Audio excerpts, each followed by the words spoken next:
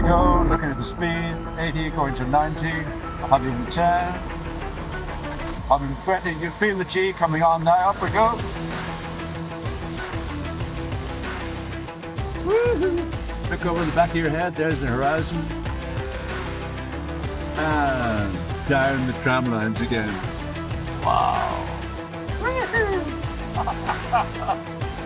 My name is John McWilliam, and I was born in Ireland, and I consider myself very lucky to be here in Benalla at 84 years of age.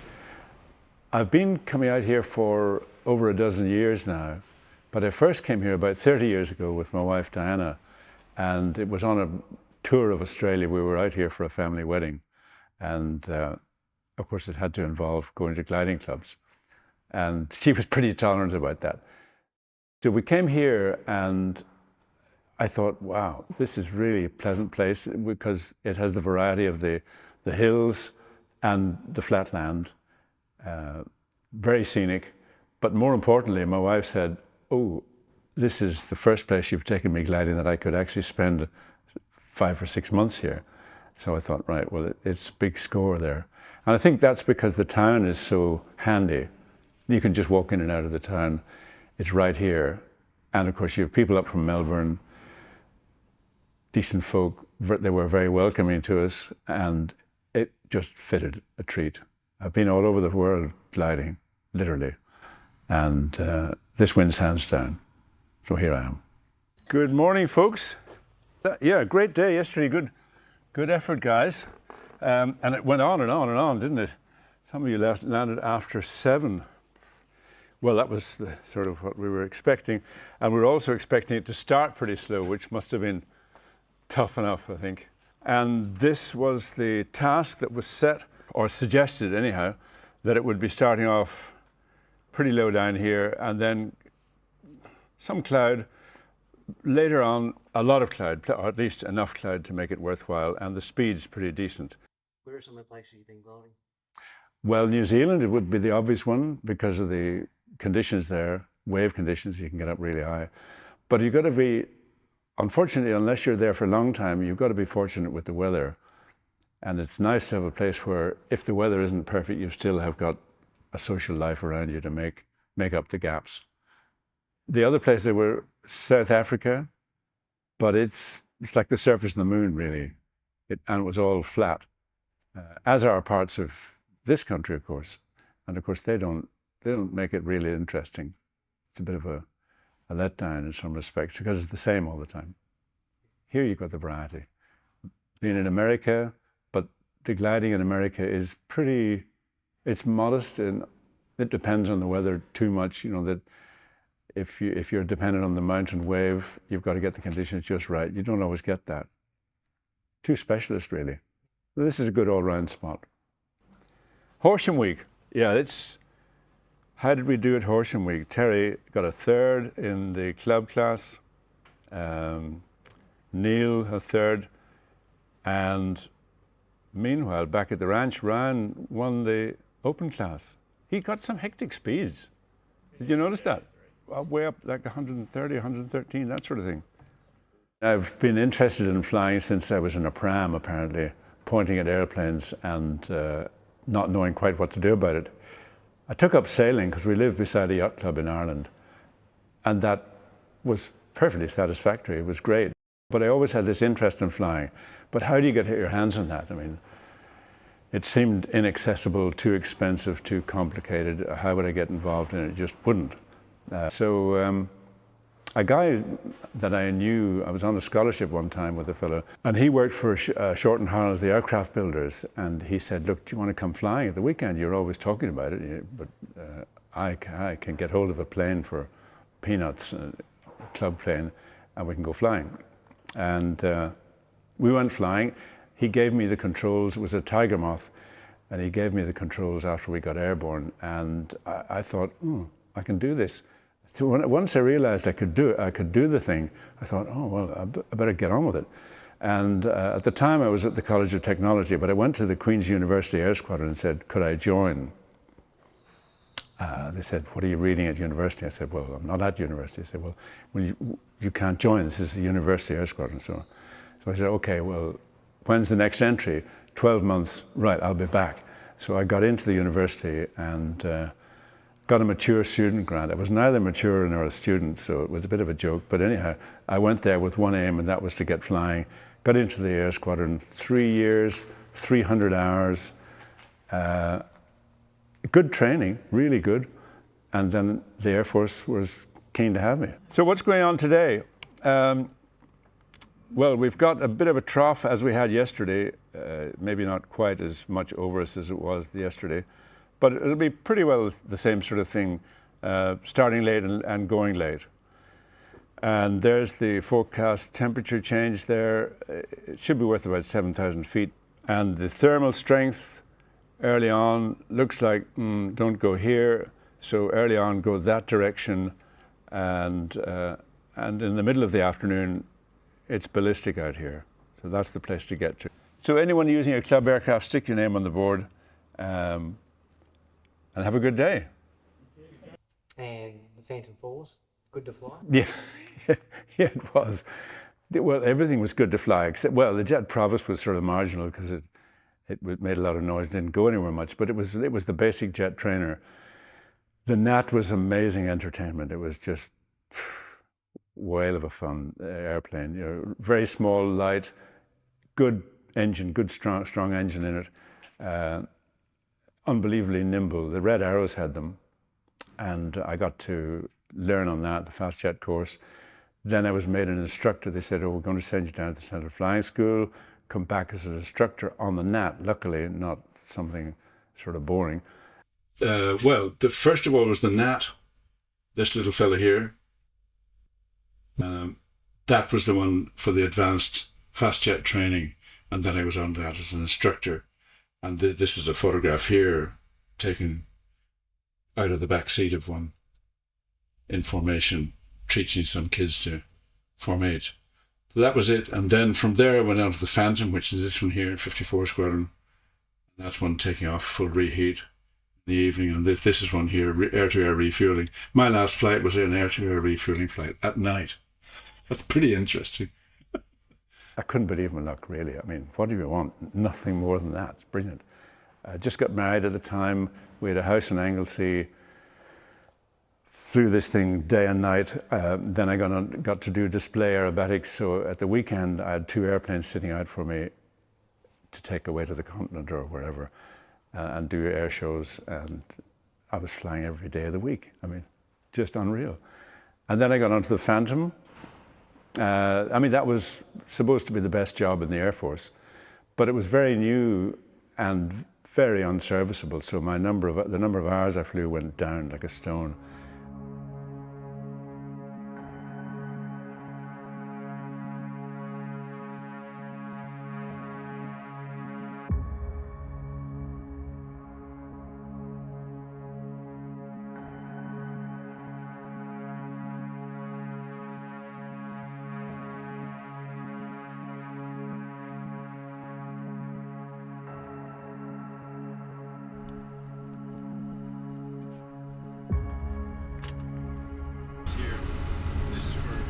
Aircraft.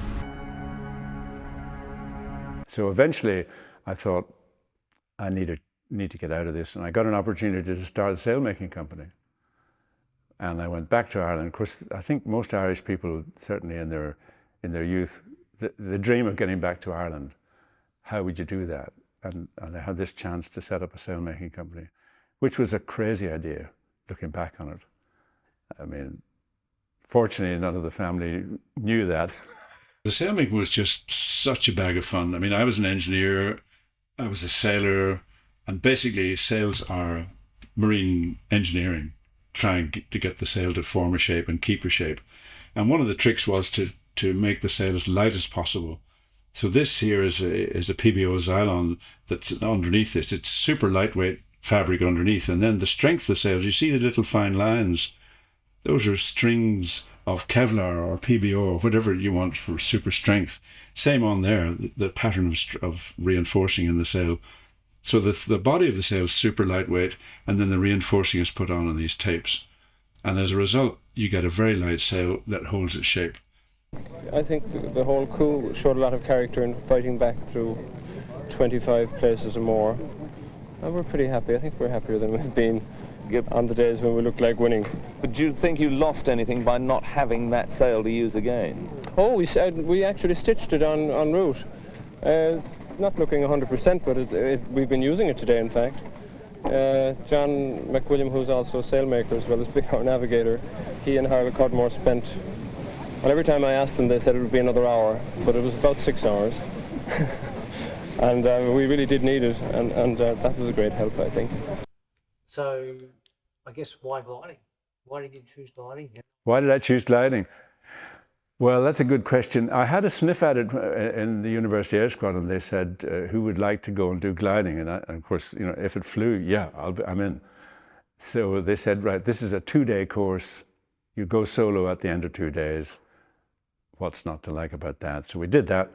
And then, to be honest, it didn't fit in with a career. I was flying already, and they wanted me to fly a lot, and they wanted me to sail as well. So, because you know the way the services are into sport in a big way. So I was sailing for the services if I had any spare time, and flying was the job. So I didn't need any more. I had plenty. And then when I started the sailmaking company, pretty quickly we were selling sails all over Europe, worldwide actually. Which meant that, of course, the airline tickets were massively expensive then. So the obvious thing to do was the company to buy an airplane by chance. So the company bought an airplane, and I went around Europe. And of course, Diane and the kids, Tom and Jamie, we all went together in this thing, and it was unbelievable entertainment. These are the same sails as you saw before in feather light conditions. We didn't even have a reef in the mainsail, and this is going downwind at 35 knots of wind. We're airborne, and we won that race by 15 minutes. We were just gone. Well, that was owned by a Dublin guy, and he had gone to Cowes Week in England, which is sort of the big event, like 1,000 yachts turn up, hoping to win it with that boat the year before. He came second, because he wanted to win it and then sell it. He came second, and that's no good, and he didn't sell it. And so I knew that, and we had this new design of sails. These people here are on the far side of this sail. You can see clean through it. It's feather light sail, but it's strong as heck. Anyhow, I rang him up and on his mobile phone, and he was on a beach in Spain with his family, and I said, we'd like to borrow your boat. Well, he said, you can have it. No one wants it. I can't sell it. Take it. I don't want to pay anything, but if you pay for launching it, you can have it for the Cowes Week. So great. And the guy who designed the boat up here in the bow, he came. So he paid for the launching. We put a set of sails on it, and we won Cowes Week. He sold the boat in a week. I had this twin-engine airplane, everything singing, dancing in it. You could travel anywhere in it, night or day, clouds, not perfect, but it was expensive to run. And when Ryanair came in and was offering flights for peanuts, I just sold it. You know, flick, gone. And then I bought a Piper Cub little airplane, single engine, 2-seat, which was fun. I mean, jumped into the air in a field, you know, you could go and see your friends and have lunch with them and stuff. But they don't want to see you every weekend. And it's cripplingly boring if you have nothing to do with it, you know. I mean, at least with all the other airplanes I'd flown up to then, there was a purpose to it. And the challenge was limited because you're following an engine round and you get the hang of flying the thing, it's not a big deal. So it wasn't much of a challenge, and I flew the Piper Cub quite enthusiastically, but I noticed my hours going down. And then I bought an aerobatic airplane in Florida for peanuts, and then wondered, how will I get this thing home? But a guy flew it across the Atlantic for me for 1,300 quid. I mean, he was crazy, crazier than I was. And I flew that thing aerobatics, but then you do a loop. Well, you've done a loop with me. You know what it's like. It should work out that it's a nice smooth loop. If you do another one, it should work out as a nice smooth loop. How many loops are you going to do? And then, I hadn't done enough loops, like 6 loops. That would do you. Stall, turns, whatever. And I found my hours going down in that. And then I thought, what's interesting? And I remembered the gliding.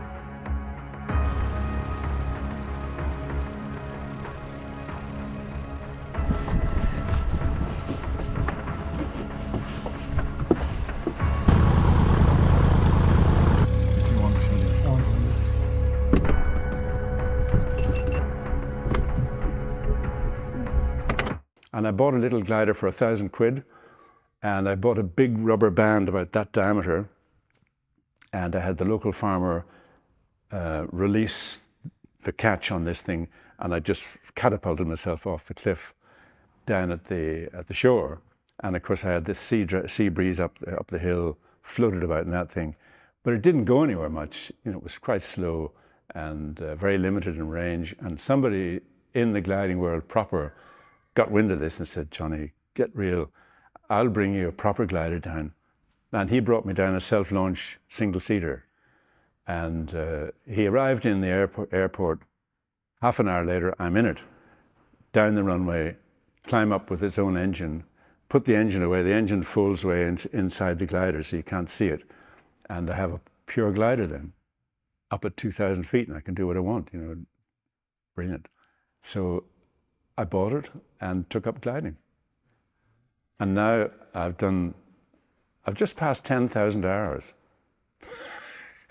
I never noticed it when it was 9,000. It didn't look that impressive, but when I saw the 10, I thought, what's a lot of hours, you know?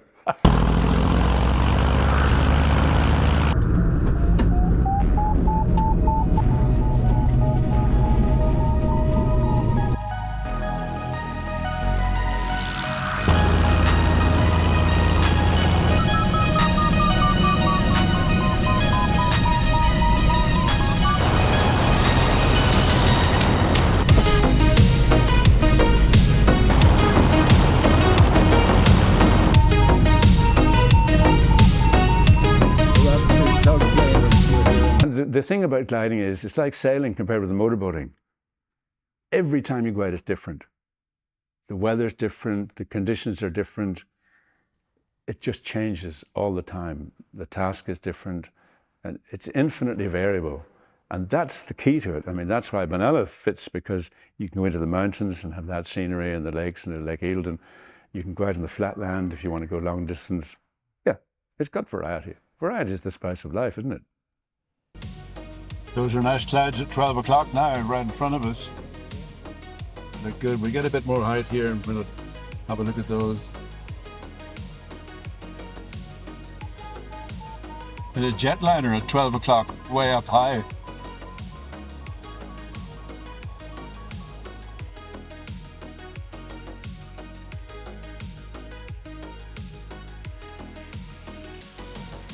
Oh, if you look above us now, you see? Just above the little wisp starting to show, that's the air that we're in, climbing up there.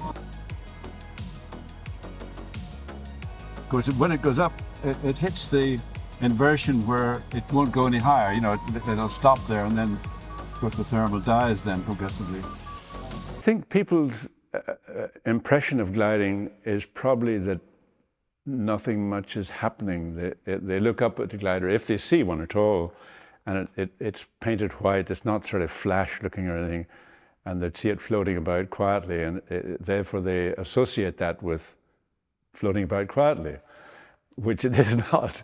But that's not to say that that's a problem, that, you know, that's rare that people should think that, because I was asked by a friend to take up Paul Bonham, who had won the Red Bull Championships 3 years in a row, pylon racing and stuff, and he was world famous bloke, and he said, would I take him up? And I thought, yeah, of course, I'd love to. So Paul arrived down, and I had this two-seater, and he sat into it, and I thought, what can I say to this man in the way of advice without sounding like a brat, you know, because the guy is far more talented than I am, and more experienced. So I said, look, the only thing that I could tell you that might be different from what you're flying, because he flies Spitfires and aerobatic airplanes, he's an airline pilot. I said, the rudder, there's no power assisting on the controls. You need to push hard on the rudder because the airplane has that characteristic. All gliders have that characteristic. That's the only thing that's different. So he said, okay, that's fine. And we climbed up. And quite interestingly, we got a launch at the airfield, and I got into a 5 knot, which is 500 foot a minute rate of climb. I got into the thermal, and we were whizzing up. And of course, I'm talking away to him, explaining why I'm turning, where I'm turning, other traffic, cloud, where I'm looking, the whole thing, how much flap on, the whole thing, chatting, thinking out loud as I describe what I'm doing in the flight. And about halfway up the climb, he says, "Hey, I had no idea. I thought we'd be up here just eating sandwiches and drinking tea." So we're turning around to check nobody underneath us because we don't want to run across anyone in front there. We're up at 5,300 feet, pretty high, and there's nobody around. Okay, so we're going to go up along here in line with the main road there. That gives us sort of an alignment. And we dive down to about 120 knots so we get enough speed to do the loop, okay? So there we go, looking at the speed, 80 going to 90. 110, 120, you can feel the G coming on now, up we go. Woohoo! Look over the back of your head, there's the horizon. And down the tram lines again. Wow. So we're going up vertically, and then at the top we just push the stick to 0 the G and let the thing fall sideways like a knife. And that's a stall turn. So it's back down the other way again. So there we are at 120 again on the loop. Looking over our head, horizon's level, yeah. And down the tram lines. Wow. And there we are, straight level again. Anyhow, cut a long story short, he said, "Right, this is it. I'm taking this up. I can't miss this." So this is a guy who flies Spitfires at the weekends, airliners midweek. You got it. And he's done the Red Bull thing for years. And he's saying, this is more fun than anything else I've done. I'm going to do this. So he's now bought a glider and he's into it. And we exchange emails and WhatsApps regularly. And yeah, that's how good it is. Right, I have it. Right, okay, you're flying it then. I didn't fancy me. They talk too much, those guys. That's of no interest to us. Well, that's a good sign because they're very lazy. They wouldn't want to be anywhere not going up. They're not an efficient flying machine, but they're very clever. Yeah, we're going up. Nicely. Nothing wrong with it. Bird had it figured, didn't it? Oh, we're off the clock. If you're lucky, you get one like we did just now, early on, when it's full of vim and vigor, and it yanks you up, and then by the time you get to the top of it, it's sort of thinking, "Oh, had enough." I'll knock it on the head.